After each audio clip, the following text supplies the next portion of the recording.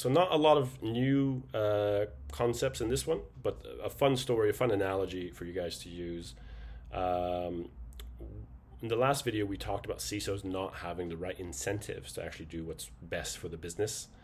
And when I talk about this, I actually use a slide with a quote from Charlie Munger, who was Warren Buffett's right-hand man, passed away about a year ago. Really smart, really funny guy. And he has this quote. He was the guy who basically looked at businesses and knew whether they were going to do well or not long term. And he said, show me the incentives and I'll show you the outcomes. And our incentives are all wrong. And one of the biggest problems I found in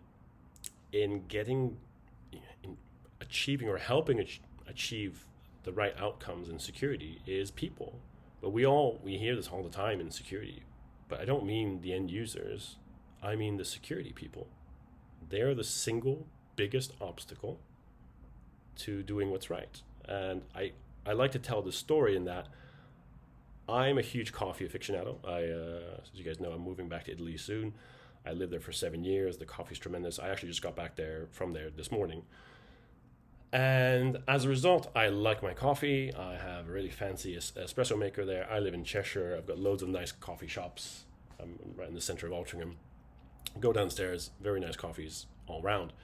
So I've got the machine here, loads of shops down there. When I want a coffee, what do?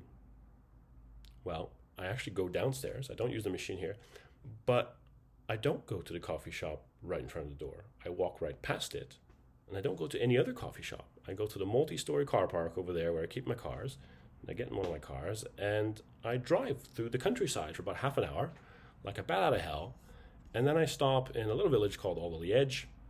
It's got a nice car scene, and I stop and have a coffee at the Village Cafe, which is a great place, but the coffee's not great, or a Costa, or a Nero.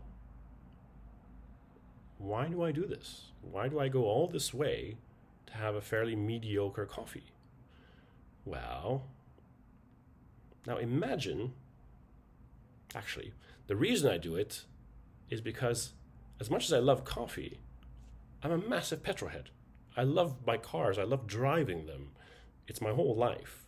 So for me, the coffee is just an excuse to get in the car and go for a drive.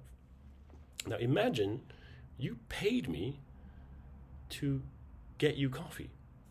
You're paying me, say, £100 an hour, €100 an hour. At some point, you're starting wondering, why is it costing me €200 to get a lukewarm and not very good coffee? Surely, Greg, as the expert, I'm asking you, because I don't really understand this coffee stuff. Surely we can do better. And I'll say, well, we do have the coffee maker right there, which is really, really good. We spent a lot of money on it. And we've got an excellent coffee shop, literally like a minute's walk down the stairs. But as the expert, I have a much better solution for you. Buy me a faster Porsche. And that story seems ridiculous. But ask yourself, why did most people in cybersecurity get into cybersecurity? Was it to solve business problems? Was it to work out the optimum kind of cost effort to outcome achievement value ratio of optimizing things? Or was it because they love tech? They love playing with tech. They love the allure of cyber, of being, the savior and all these other things.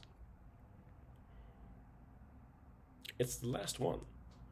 And I found that if you give them a technical solution that costs £1 million, or the option of solving a problem or managing a symptom with a bunch of technology that costs the business £1 million, or to actually maybe learn some influencing skills, learn some communication skills, and go talk to the right people to address the underlying problem, maybe build up some financial vocabulary, do a bit of financial modeling to argue the case to reduce those issues, they won't do that. They will go for the tech solution that won't fix the underlying problem, but that will allow them to get more technology, more staff to operate it, more budget, and kind of increase that fiefdom, because that's their focus, that's their interest. And breaking that to actually get people to fix the underlying business and IT quality issues is the single biggest resistance that I face trying to help organizations reach security outcomes that are positive. That and the perception that those people have created in the executives, that it's all techie, don't talk to me about security, it's complicated, I don't get it. Because it creates this barrier where executives are like, oh, cyber is so complicated. Like it's hard for me to get the sit down. Once I have 5 minutes, yes, we get it, it makes sense now. But it's the security people that are the biggest problem. And again, we need to stop being security people and start actually caring about the business. Because one of the memories from last year is when I rebatched the model for Sequoia Consulting. I actually got a card here. In the end, I changed it because it said originally, security that speaks to business was the motto. Security that speaks to business. And I wanted to get rid of the word security. I wanted to make it a bit more business-like. And in the end, I went with obsessed with the bottom line. And that speaks to the issues and the value proposition that we mentioned 1 or 2 videos ago. But one of my options, and it was the option that I presented on, there were 2 options. And one of them I remember was putting the business first. And I put that on LinkedIn, asking people for their feedback. And several people commented, oh, don't put the business first. That's very threatening to us. Why are you here if not to protect the business? And I think ethically that's quite a worry. We shouldn't be thinking like that. Anyway, I hope you enjoyed the analogy and some food for thought, and I hope it motivates you to be a champion of outcomes and not just a cyber person. Thanks.